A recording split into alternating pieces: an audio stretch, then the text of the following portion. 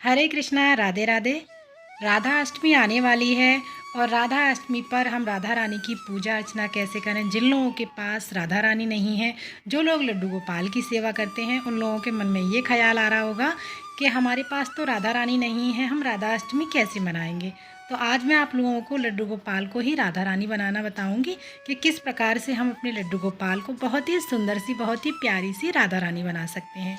तो सबसे पहले राधा अष्टमी वाले दिन अपने लड्डू गोपाल को, अथवा जिन लोगों के पास में राधा रानी है फिर तो कोई दिक्कत वाली बात नहीं है, वो तो अपनी राधा अष्टमी पर राधा रानी की पूजा अर्चना कर सकते हैं। तो सबसे पहले हम यहाँ पर लड्डू गोपाल को पंचामृत स्नान कराना है। सभी मंदिरों में राधा रानी को 4 से 5 बजे के आसपास ही पंचामृत स्नान करा दिया जाता है। हम महिलाएं गृहस्थ जीवन में हैं तो थोड़ा समय लग जाता है, लेकिन आप कोशिश करें कि 7 से 8 के बीच में आप अपने लड्डू गोपाल को यानी राधा रानी को पंचामृत स्नान करा दें।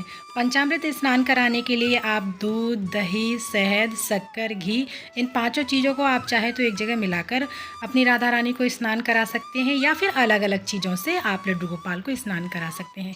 उसके बाद में हम शुद्ध सादा जल से लड्डू गोपाल को स्नान कराएंगे, यानी अपनी राधा रानी को स्नान कराएंगे। राधा रानी का प्रकट एक कमल के फूल से हुआ था।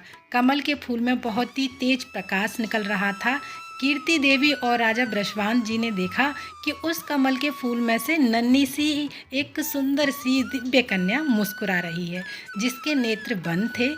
और उस कन्या को देखकर उन दोनों के मन में ये ख्याल आया कि क्यों ना हम इस कन्या को अपने घर ले चलें और अपने पहले संतान के रूप में इसको पालन पोषण करें। तो उस कन्या को अपने प्रथम संतान के रूप में घर ले आए। यही कन्या परम शक्ति श्री राधा जी थी। देवी राधा श्री कृष्ण जी की पहली मुलाकात वृंदावन में हुई थी, जब देवी राधा 11 माह की थी और श्री कृष्ण भगवान सिर्फ 1 महीने के थे।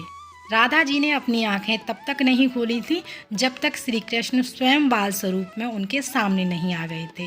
तब तक राधा जी ने अपने नेत्रों से किसी और को बिल्कुल भी नहीं देखा था। पहली बार श्री कृष्ण को ही अपने नेत्रों से देखा था। देखिए, अगर आपके पास राधा रानी है तो हमें इस तरह से खुले में स्नान नहीं कराना होता है। अगर आप वीडियो बना रहे हैं तो अपनी राधा रानी को कुछ वस्त्र पहनाकर ही उनका वीडियो बनाएं। तो लड्डू गोपाल को तो हम ऐसे ही स्नान करा सकते हैं।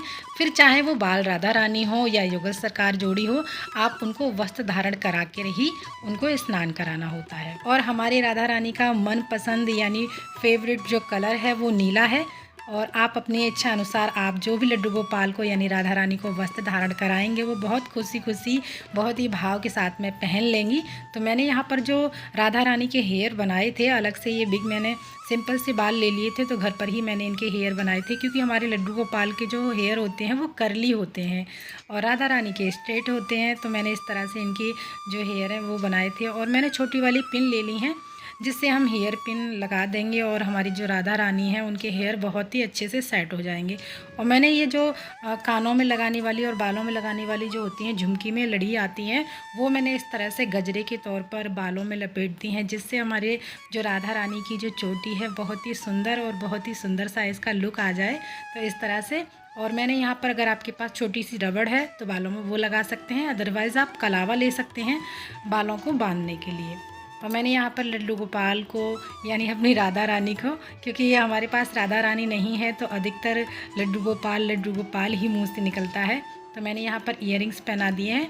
और जो आप माला देख रहे हैं, मैंने अपने लड्डू गोपाल की जो माला है इसको माथा पट्टी के रूप में इसको यूज़ किया है और बहुत ही सुंदर ये माथा पट्टी लगती है ये बन करके। और मैंने ये घर पर ही बनाई थी अपने लड्डू गोपाल के लिए माला, गले में पहनने वाली। और इस तरह से देखिए, आप खुद देख सकते हैं। और ये नथ भी मैंने घर पर ही बनाई थी, एक जो नग वाली जो चैन होती है उससे बनाई थी। और ये ग्लू आता है, आप 10 या 20 रुपए का ये मार्केट में मिल जाता है, ये आप रख लीजिएगा।